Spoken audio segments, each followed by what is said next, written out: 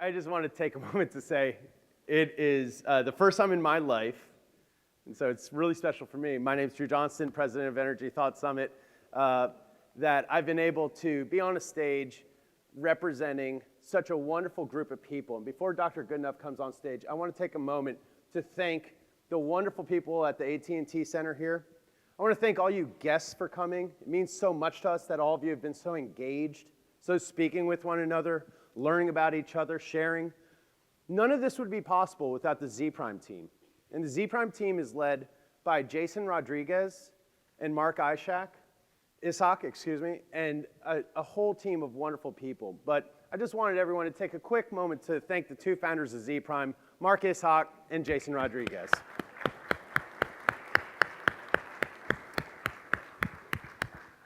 And now, without further ado, as people are streaming in to get their seats to see one of the most important discoverers, innovators of the 20th century, someone who has changed the face of society, someone who's changed the face of your cell phone, someone who's changing the face of electrification of vehicles, someone who has done more in his life than I think just about anyone else could aspire to. I'm all right now. Dr. John Goodenough. Yeah!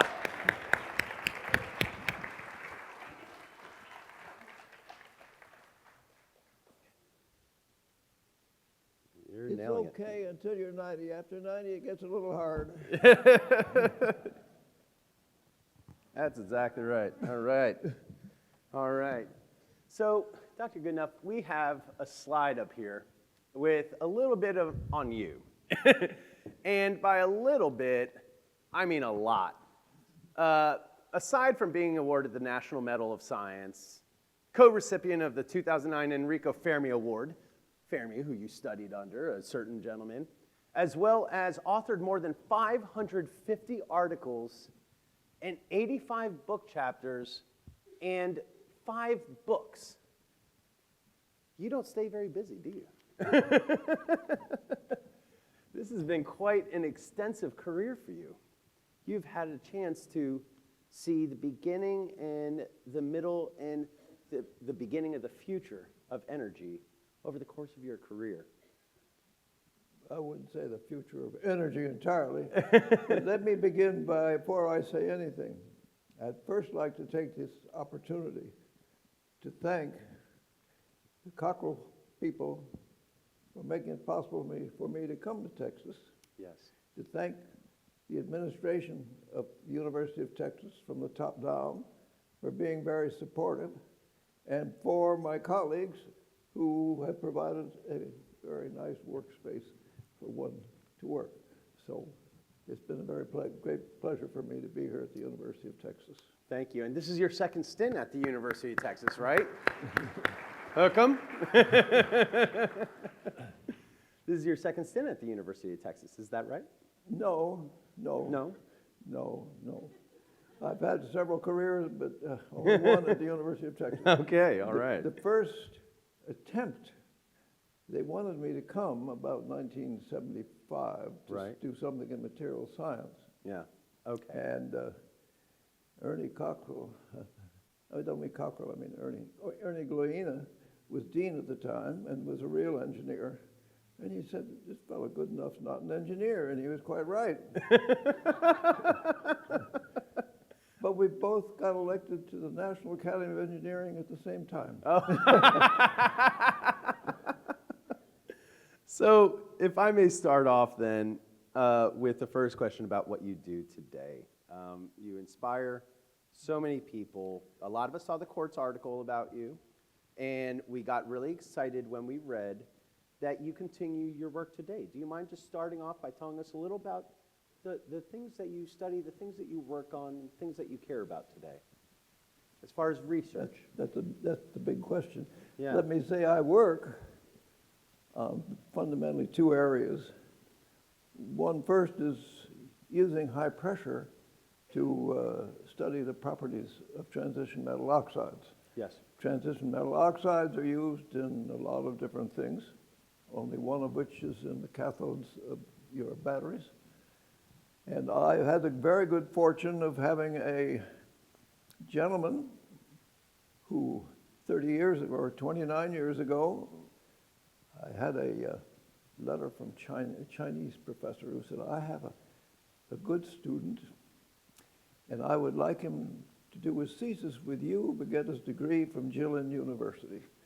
And I thought, well, they've got operators over there in China as well as here, and this way I don't have to have him take a lot of silly courses, and he can just come and work. And fortunately, he stayed with me. I've been able to support him over the years. Oh, very good. And he's now a research professor and an excellent physicist, and he's been a joy to work with. And he's built up a first-class high-pressure facility for studying the properties of materials under high pressure. The second thing, of course, I'm here because we have an energy problem. I don't need to tell that to anybody in this audience.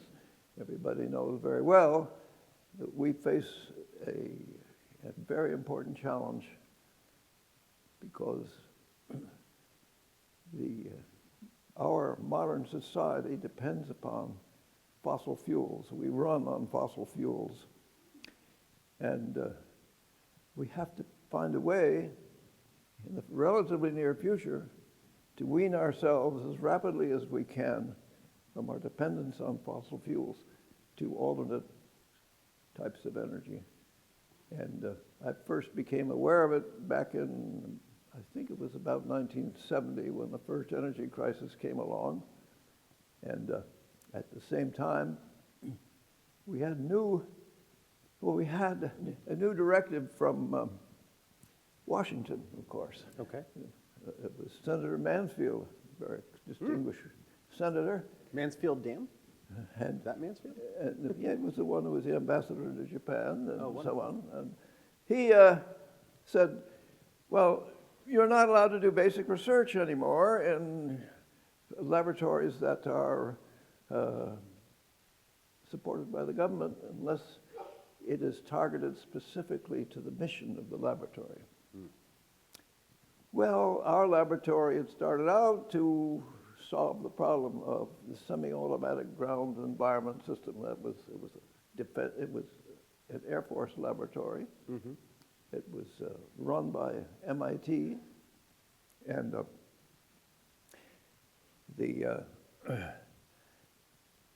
we solved that problem and gave it to IBM to make money with after about 10 years. But in 1952, when I arrived in that laboratory, fresh from my PhD, why, we had a room about the size of this room. It was filled with hot bottles. You young people don't know about vacuum tubes, I suppose. I don't. Nope. But they were in the process of developing the transistor Yeah, okay. at Bell Telephone at that time, but everything was done with these vacuum tubes. The problem was they had the communication system and they had the arithmetic element, but the computer had no memory. So Jay Forrester, who was at the University of, at MIT at the time, was an electrical engineer. He'd been struggling with a problem. How do we develop a memory for a digital computer? And he had the idea of the random access memory, now called the ROM memory, all right? But in those days, his idea was to use a magnetic material as the memory element, and that he would had to develop a square hysteresis loop. That is, the response of B and H had to come out so that it would have a square loop so that he could have a 0 and a 1 and be able to have a ROM memory. And he showed the idea was good, but he couldn't get it to go fast enough. Mm-hmm. So I was brought in to work with a small group to figure out how we would make a memory element with a ceramic ferri magnet, because during World War II, they had developed the spinels that gave ferri magnetism, and which had magnetic moments up and magnetic moments down, but not an equal one of each. So you ended up with what was a ferromagnetic component, but with a smaller magnetization.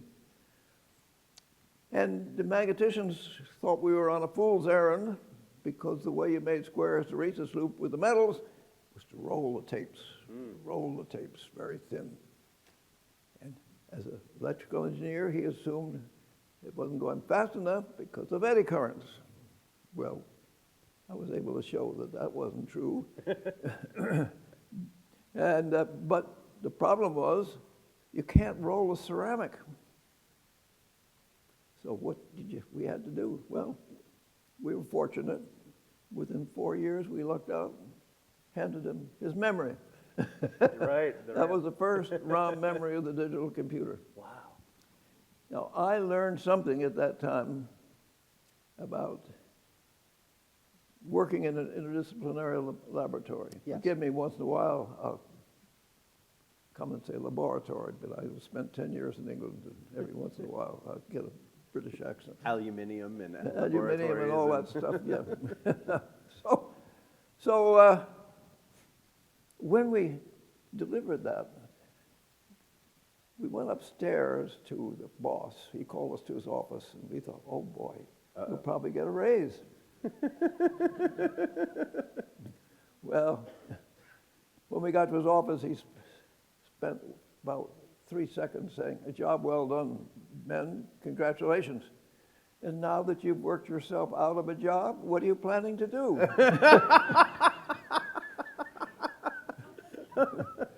Well, that was a very good lesson.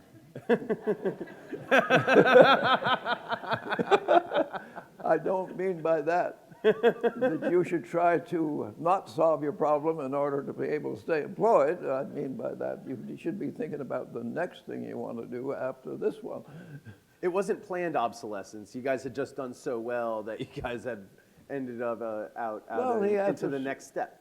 He asked a simple thing, after all. He was running a laboratory, or he was running a division of a big program that was being sponsored by the government. And once you've solved the problem, why should the government pay you anymore? You know, you've done it, thank you. Yeah. And of course, MIT liked the income very much Of from course. this big thing, so everybody was sitting down at the top of the lab to see, what are we going to do? I just decided to go home and figure out what was the next thing to do over the weekend, so I could come in and tell them what I was going to do next. Oh, right. But half of the group left, and half of the group stayed. I had an idea for something, and required to be an experimentalist, which I wasn't. I should say, I'm a bit of a fraud, you see. I work with other people who do all the hard work, and I just try to tell them what I think is interesting to do. Good. So, Sounds like a great job.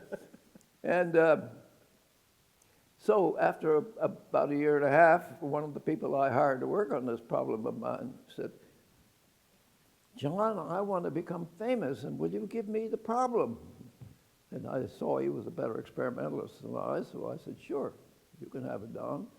And I took charge of a ceramics laboratory, which was sort of left over and hanging from the days when we developed the ceramics.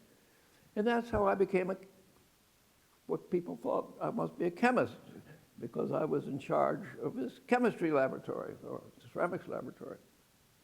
And so I decided that I would use the chemists in order to solve physics problems and materials, because I had been trained in physics and had a lot of physics and things that were interesting to me.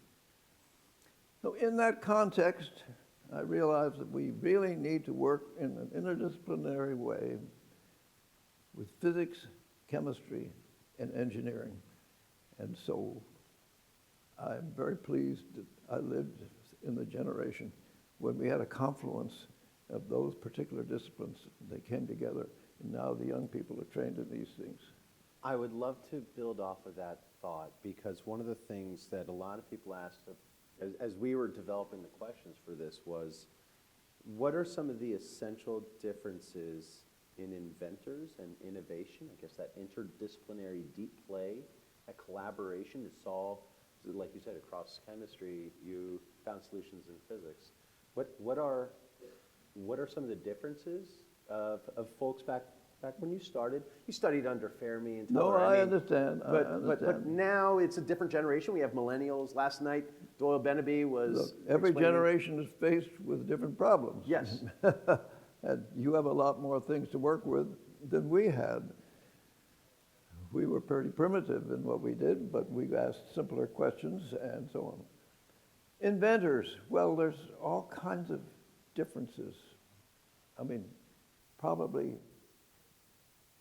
I don't know, half, three-quarters of you are inventors in one way or another.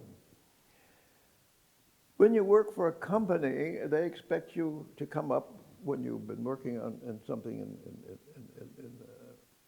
basic science and that you can use. And they Yes. say, It write a solves a patent, problem. and write a patent, and you do that, and that is a form of invention. Another form of invention, it seems to me, in a way, is when you're trying to get it to another level of physics, and you're trying to understand this. I was at the time using, and I was lucky. I was given 10 years to do fundamental research in these things, and we came up with a number of ideas that are fundamental to how you design materials later on, but we were just solving questions Yes. in physics and chemistry, that's all. That's a form of invention. Then there are the people who are strongly motivated, and like we heard this morning, there was a gentleman saw a need, he saw what he could do to solve a problem and developed a company that would meet that need. Yes. And so, to answer your question, invention, every one of you has a different talent. Every one of you has a different motivation. And some of you are motivated just to be able to have a meal ticket. Some of you are motivated to solve scientific problems. Some of you are motivated to make money and you want to be entrepreneurs and do something. But normally, you're not interested just in making money, you're interested in solving a social problem Yes. that's out there. So, to answer your question, I don't think there's anything fundamentally different. It's just that you have different facilities available with which to address the problems that you're confronted with. That's And we're encouraging. certainly confronted with some tough ones today. We are. And to that, I want to bring up one of my next thoughts, which was the role of lithium-ion cells in the future. When you started your work and you started realizing you were onto something, what were the applications that you saw for the work that you guys had produced? Did you see consumer electronics? Well, Tell us about working in Japan, and you've become a hero in Japan, and so tell us about sort of some of that. It's just fascinating. Like, Well, too much. look, steps in this game are more modest than dreaming about how you're going to transfer. I had no idea about the wireless revolution when I was working on this. Okay. I told you that when I was at Lincoln and I was told I couldn't do basic research anymore, what I was doing, because I didn't want to work on military problems, and the energy crisis had come, and I said, what do I do for energy? Yeah. And I sifted through a variety of things that we could do and did do, but then in 1967, Kummer and Weber of the Ford Motor Company had invented the sodium sulfur battery. I don't know if you know how that works, but instead of using solid electrodes and a liquid electrolyte, they discovered fast sodium ion conduction and beta double prime alumina, and they said, we'll use a solid electrolyte and liquid electrodes. There was an example of an invention in those days and how it came to See, what did? They did some basic science. They found the property of material and said, how can we use it? They said, well, we'll turn the batteries inside out. That coinciding with the energy crisis made people start to think about maybe there's another way to do batteries than those based on aqueous electrolytes, which are limited to 1.5 volts fundamentally, as far as the voltage is concerned. You wanted energy density. I must confess, probably in the back of my mind at that time was maybe we could get electric cars. You were thinking that. I've thought that vaguely, but really all I was interested in is the people had said, well, we can do titanium sulfide because the aqueous batteries at the time, they were using nickel oxyhydroxide and they were inserting hydrogen because with an aqueous electrolyte, your working ion is the proton, and they were putting it in these layered compounds. So they said, well, we can get a bigger voltage if we use an organic electrolyte. And what can we do with that? Well, you can't use hydrogen in an organic electrolyte. The next best thing is lithium. Yeah. And they were going to put lithium then into something that was reversible because they needed a rechargeable battery. Well, you could put it in between the layers of TiS2, which were just held together by van der Waals forces, put the lithium in and out. That looked good. Everything was fine. They had a lithium anode, and they had a few fires and 1 or 2 explosions. And then I love the experimentation back then. so, well, you see, everybody was naive and moving into... Yeah, why not? You start out, and it helps to be a little ignorant Yeah. because then you try Great lesson something today. that you otherwise wouldn't do. So, the ExxonMobil company that had thought they would do something, they and the Bell Telephone people immediately was the end of that. Well, I'd been exposed to this Kummer-Weber story and so on, so I'd been introduced for the first time to electrochemistry. Yes. And I looked at this problem and I said, well, what the problem is, sulfides, they can't get the voltage they want with the sulfide, you can do it with an oxide. That was a simple deduction to go. And I didn't know anything about windows and electrolytes and all of that stuff you need to know. And so we did the lithium cobalt oxide, and the people in Europe were astonished at the fact that you could get 4 volts from versus lithium. And talking about inventors, you see, the University of Oxford wasn't interested in intellectual property as such and so on. And so I tried. I said, I can't afford to get a patent myself. I wrote the patent. And I went to the EERE Harwell Corporation with the idea that I'd been helping them to try to get something going in batteries. And I thought I had an agreement with them, which was, if you take the patent out for me, I'll let you take all the royalties until you get your money back for what it cost you, and then we'll split. I thought that was generous. Yeah. When I came to sign off with them, they said the lawyers won't, Harwell will not do this unless you sign all your rights away. Well, I didn't know the wireless revolution was coming along, and I thought, oh, I'm going to fiddle around with this nonsense anymore. So I signed my rights away. So that was a couple of billion that went down the drain. But what would you do with $2 billion? I know, really, I know. Life would have been so empty, I just tell you. It's just so much better this way, everyone. It's so much better this way. So, What a champ. well, the simple fact is, you know, we do things as our gift to society. Yes. society is, after all, is supporting us to be able to do work, and we give it back to society. And I had been had a contract from from American military to work on batteries at $20,000 a year. Hey. That was a lot of money, wasn't it? But it was enough to support a postdoc or a student at Oxford. And so it was, I've never worried about it because I've not been motivated by trying to make a lot of money. I am motivated, however, to try to give back to the people who have supported me to allow me to work. Plato once said that our abilities, our talents, and the world's needs, the intersection of those two things, are our purpose. It seems like you found your purpose and you followed that.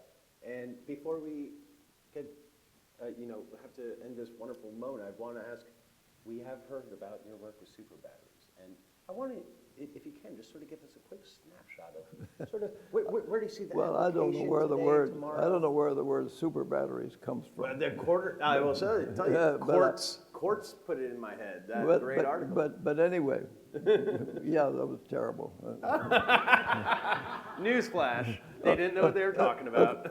Well, according to that article, I couldn't read when I was getting my PhD, right? I did have dyslexia as a youth, but I struggled very hard to be able to read. So that by the time I was 12, I'm still a poor reader, but I didn't know how to read. And otherwise, I wouldn't have gotten a scholarship to go for 6 years to a boarding school. Right. All right. So where were we on this saga? Well, you were worrying about super batteries. Your next and it's taken me a little while because we first concentrated on the cathodes, and then everybody has been working very hard on cathodes. And I realized that the problem is a combination of the electrolyte and the anode.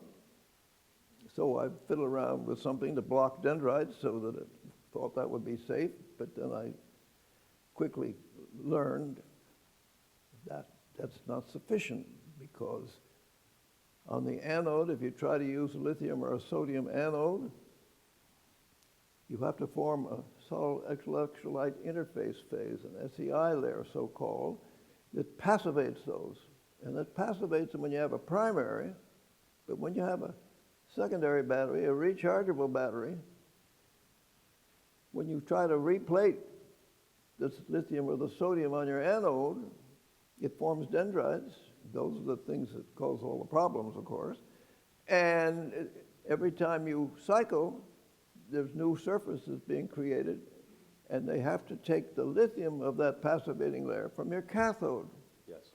And that limits the capacity of your cathode, and eventually it causes degradation of the cycle, and so your cycle life is limited as long as you've got SEI layers. So I'm concentrating now on getting a solid electrolyte against my lithium or sodium anode. Yes.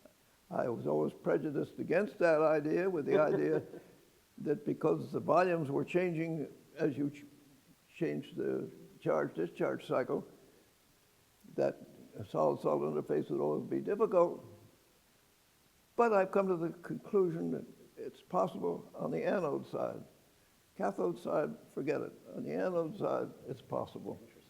But then the next problem is to find a solid electrolyte with a big enough window that you don't have any SEI layer problems anymore.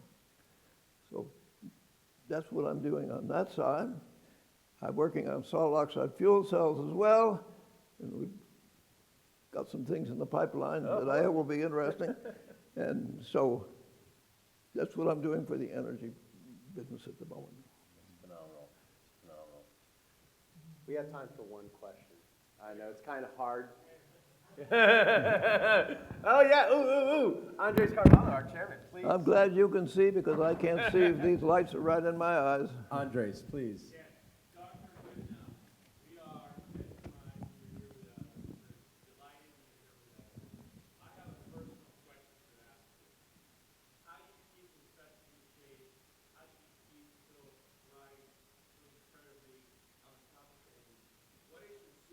Yes. Yes. What's your workout regimen? It's very simple. You have to inherit some good genes. Okay.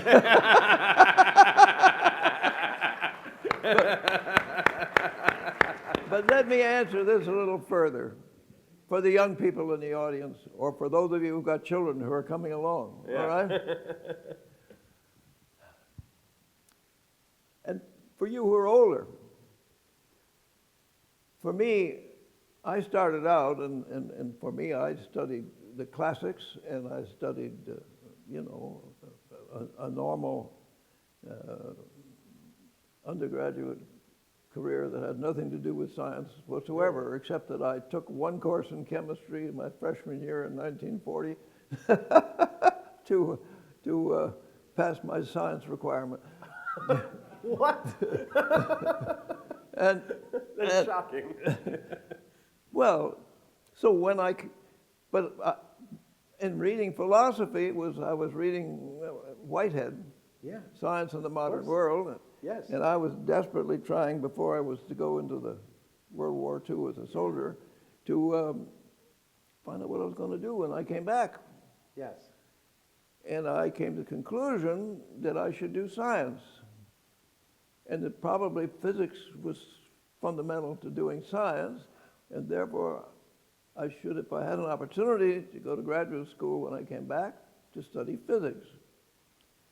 When I was given that opportunity when I came back, I went to the registration officer.